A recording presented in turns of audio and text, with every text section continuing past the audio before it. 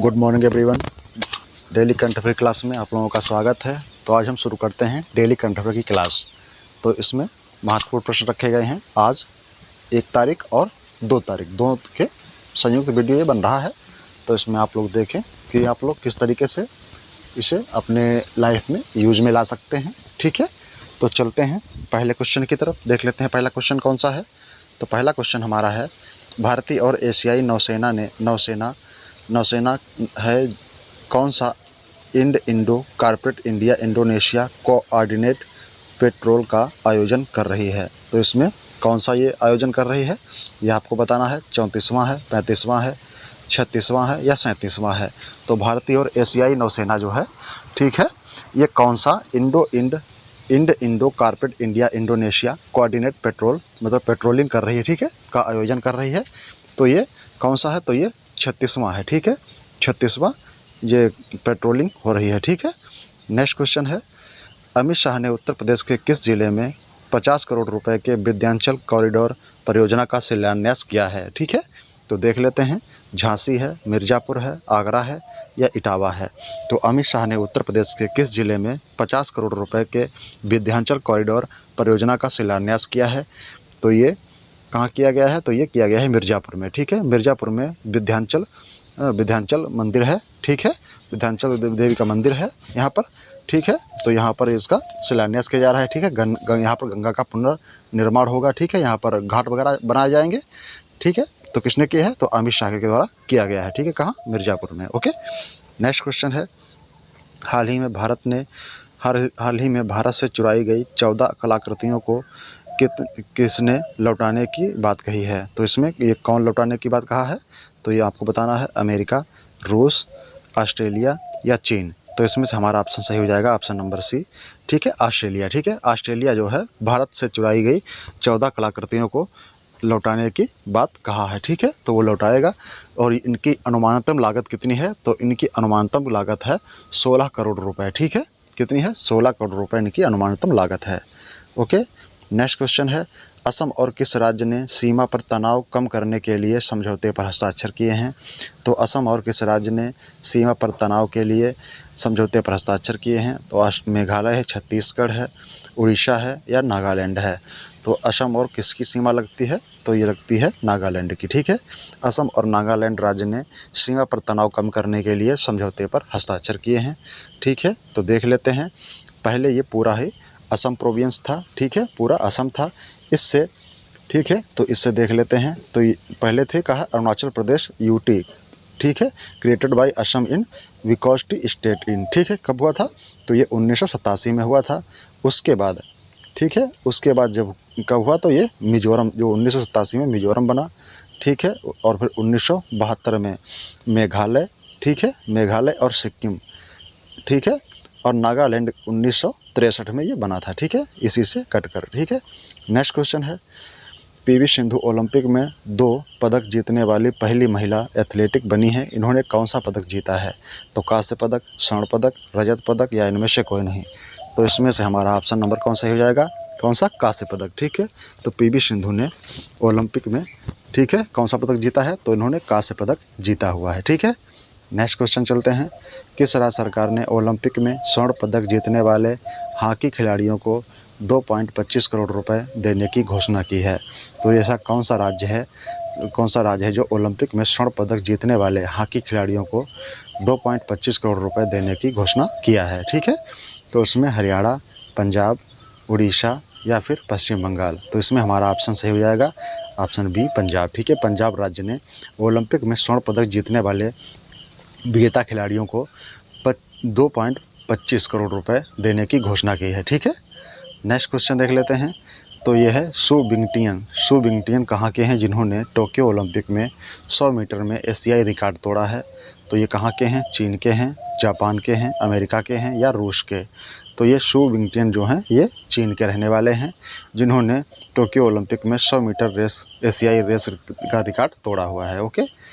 तो next question है, vice admiral SN. घोरमड़े नौसेना स्टाफ के उप प्रमुख के रूप में कार्यभार संभाला है। वह किन का स्थान लेंगे? तो वह किसका स्थान लेंगे? Vice admiral G Ashok Kumar का, या फिर वाइस एडमिरल NS श्रीवास्तव का, या फिर एक और दो दोनों, या इनमें से कोई नहीं। तो इसमें से हमारा ऑप्शन नंबर सही हो जाएगा, ऑप्शन नंबर 1। तो vice admiral G Ashok Kumar का ये स्थान लेंगे। ठीक है, तो किसका स्थान लेंगे? तो ये वाइस एडमिरल घोषबड़े नौसेना स्टाफ के रूप में जी अशोक कुमार का स्थान लेंगे। ओके, तो ये किसका स्थान लेंगे? तो ये लेंगे vice admiral G Ashok Kumar का स्थान लेंगे, जो 39 वर्षों से अधिक की सेवा, शानदार सेवा मतलब प्रदान कर चुके हैं, और ये 31 जुलाई 2021 को सेवानिवृत्त हुए थे। ठीक है, इनकी मतलब सेवानिवृत्ति कब हुई थी? तो 31 जुलाई 2021 को ये सेवानिवृत्त हो गए थे। ठीक है, नेक्स्ट क्वेश्चन है, तो नेक्स्ट क्वेश्चन देख लेते हैं। Chairman serum institute of India 2021 के लिए प्रतिष्ठित लोकमान्य तिलक राष्ट्रीय पुरस्कार के लिए किसे चुना गया है? तो आपको बताना है, डॉक्टर साइरस पूनावाला, डॉक्टर शेखर जोशी, या डॉक्टर विजय कुमार, या इनमें से कोई नहीं। तो इसमें हमारा ऑप्शन नंबर सही हो जाएगा 1, डॉक्टर साइरस पूनावाला। ठीक है, डॉक्टर साइरस पूनावाला जो हैं ये सीरम इंस्टीट्यूट के, ठीक है, कौन है? तो ये हेड हैं। ठीक है, इन्हें प्रतिष्ठित लोकमान्य तिलक पुरस्कार के लिए चुना गया है। ठीक है, क्या है? प्रतिष्ठित लोकमान्य पुरस्कार के लिए इन्हें चुना गया है। ओके, नेक्स्ट क्वेश्चन है, मुस्लिम महिला अधिकार दिवस कब मनाया गया है? तो मुस्लिम महिला अधिकार दिवस 2021 में कब मनाया गया? तो ये 30 जुलाई, 31 जुलाई, 1 अगस्त, या 2 अगस्त। तो इसमें हमारा ऑप्शन नंबर सही हो जाएगा, ऑप्शन नंबर सी, 1 अगस्त। ठीक है, 1 अगस्त को मुस्लिम महिला अधिकार दिवस मनाया गया है। तो ये कौन सी बार मनाया गया है? तो ये दूसरी बार मनाया गया है। ठीक है, दूसरी बार मनाया गया है। ठीक है, 3 तलाक के खिलाफ क्रांतिकारी कानून कब आया था? तो ये आया था 1 अगस्त 2019 को। ठीक है, जो 3 तलाक के खिलाफ क्रांतिकारी कानून आया था वो 1 अगस्त 2019 को लागू किया गया था, और ये 2021 में ये दूसरी बार मनाया जा रहा है। ठीक है, कब मनाया है? दूसरी बार ये मनाया जा रहा है। ठीक है, क्या है? तो ये मुस्लिम महिला अधिकार दिवस। ओके, नेक्स्ट क्वेश्चन है, वयोवृद्ध एथलीट मान कौर का 105 वर्ष की आयु में निधन हुआ, वह किस खेल से संबंधित थी? तो वह किस खेल से संबंधित थी ये आपको बताना है। ठीक है, तो इसमें हमारा ऑप्शन हो जाए लेखिका, गायिका, या साहित्यकार, या फिर धाविका। तो ये धाविका थी। ठीक है, वयोवृद्ध एथलेटिक मान कौर जो हैं ये 105 वर्ष की आयु में इनका निधन हो गया। ये क्या थी? तो ये एथलीट थी। ठीक है, और इन्हें देख लेते हैं, तो वर्ल्ड मास्टर एथलेटिक चैंपियनशिप में भी इन्हें गोल्ड मेडल जीता है इन्होंने। नारी शक्ति पुरस्कार 2019 में इन्हें मिल चुका है। ओके, क्या मिला है? तो नारी शक्ति पुरस्कार 2019 में इन्हें मिला हुआ है। ठीक है, ओके, चलते हैं नेक्स्ट क्वेश्चन की तरफ। तो देख लेते हैं, हाँ ये हैं। ठीक है, तो ये कौन है? मान कौर। ठीक है, यही हैं। ओके, नेक्स्ट क्वेश्चन देख लेते हैं, UNSC की अध्यक्षता किसे मिली है? तो यूनाइटेड स्टेट सिक्योरिटी काउंसिल। ठीक है, यूनाइटेड स्टेट सिक्योरिटी काउंसिल की अध्यक्षता किसे मिली है? तो ये आपको बताना है, चीन है, जापान है, अमेरिका है, या भारत है। तो इसमें हमारा ऑप्शन नंबर सही हो जाएगा भारत। ठीक है, UNSC जो है यूनाइटेड नेशन सिक्योरिटी काउंसिल की अध्यक्षता भारत को इस बार मिली हुई है। ठीक है, नेक्स्ट क्वेश्चन देख लेते हैं, हाल ही में कहाँ डिफेंस एक्सपो का आयोजन किया जा रहा है? तो हाल ही में कहाँ डिफेंस एक्सपो का उद्घाटन किया जा रहा है? असम, मेघालय, छत्तीसगढ़, या गुजरात। तो इसमें हमारा ऑप्शन नंबर कौन सही होगा ये आपको बताना है। तो इसमें हमारा ऑप्शन नंबर सही हो जाएगा गुजरात। ठीक है, गुजरात में हाल ही में डिफेंस एक्सपो का उद्घाटन किया जा रहा है। ठीक है, कहाँ? तो ये गुजरात में किया जा रहा है। ओके, नेक्स्ट क्वेश्चन देख लेते हैं। तो देख लेते हैं, हाल ही में जारी रिपोर्ट के अनुसार गुजरात टीकाकरण की स्थिति में शीर्ष पर रहा है। ठीक है, कोविड-19 टीके जो हैं वो गुजरात में सबसे ज़्यादा लगे हैं, तो यहाँ पर ये शीर्ष पर रहा है। ठीक है, नेक्स्ट है, किस राज्य सरकार ने गौ रक्षा के लिए एक विशेष टास्क फोर्स का गठन किया है? तो ऐसा कौन सा राज्य है जिसने गौ रक्षा के लिए एक टास्क फोर्स की घोषणा की है? तो वो हरियाणा है, पंजाब है, छत्तीसगढ़ है, या उड़ीसा है। तो इसमें हमारा ऑप्शन नंबर सही हो जाएगा, ऑप्शन नंबर 1, हरियाणा। ठीक है, हरियाणा राज्य सरकार ने गौ रक्षा के लिए एक विशेष टास्क फोर्स की घोषणा की हुई है। ओके, देख लेते हैं, तो यहाँ पर ग्राम दर्शन प्लेटफार्म बनाया गया है, हवाई टैक्सी सेवा फिर यहाँ शुरू की गई है, मेरा पानी मेरी विरासत योजना यहीं पे चल रही है, सब ट्रॉपिकल फूड एक्सपो का उद्घाटन कहाँ किया गया? तो ये भी हरियाणा में किया गया है।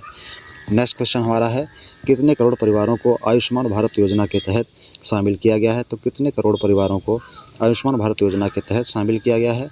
तो ये 5 करोड़, 10 करोड़, 15 करोड़, या इनमें से कोई नहीं। तो इसमें से हमारा ऑप्शन नंबर सही हो जाएगा ऑप्शन नंबर 2, 10 करोड़। ठीक है, 10 करोड़ परिवारों को आयुष्मान भारत योजना के तहत शामिल किया गया है। इसमें 50 करोड़ लोगों को इसकी सेवा मिल चुकी है। ठीक है, जिसमें 1 लाख रुपए जो सहायता के लिए दिया जाता है। ठीक है, नेक्स्ट क्वेश्चन है, हाल ही में कहाँ आर्किड संरक्षण दिवस खोला गया है? तो हाल ही में कहाँ आर्किड संरक्षण केंद्र खोला गया है? तो ये उत्तराखंड, मध्य प्रदेश, छत्तीसगढ़, उड़ीसा। तो इसमें खोला गया कहाँ? उत्तराखंड में। ठीक है, उत्तराखंड में आर्किड संरक्षण केंद्र।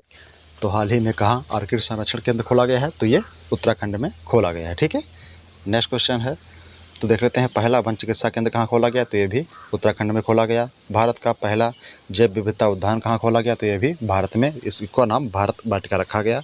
भारत का पहला लाइकेन पार्क ये भी उत्तराखंड में ही है। ठीक है, नेक्स्ट है, अमेरिका ने किस अंतर्राष्ट्रीय धार्मिक स्वतंत्रता के लिए एम्बेसडर एट लार्ज के रूप में किसे नामित किया है?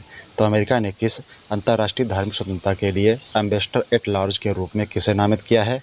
तो ये श्रेयसन सिसादी हैं, फिर राशिद हुसैन हैं, या फिर अर्पिता मुखर्जी, या फिर इनमें से कोई नहीं।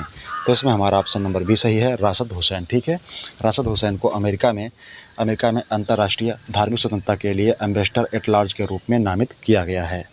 नेक्स्ट है, तो ये हैं, कौन है? तो ये हैं राशिद हुसैन। ठीक है, नेक्स्ट क्वेश्चन है, पृथ्वी विज्ञान मंत्रालय के सचिव का अतिरिक्त प्रभार किसे दिया गया है? पृथ्वी विज्ञान मंत्रालय के सचिव का अतिरिक्त प्रभार किसे दिया गया है? तो ये दिया गया है आशुतोष शर्मा, रवि शर्मा, या फिर संजय अग्रवाल, या फिर विजय शेखर, या इनमें से कोई नहीं। तो इसमें हमारा ऑप्शन नंबर सही जाएगा ए, आशुतोष शर्मा। आशुतोष शर्मा को पृथ्वी विज्ञान मंत्रालय के सचिव का अतिरिक्त प्रभार दिया गया है। ओके, चलते हैं नेक्स्ट क्वेश्चन, तो देख लेते हैं, ये हैं आशुतोष शर्मा जी। ठीक है, इन्हें पृथ्वी विज्ञान मंत्रालय के सचिव का अतिरिक्त प्रभार दिया गया है।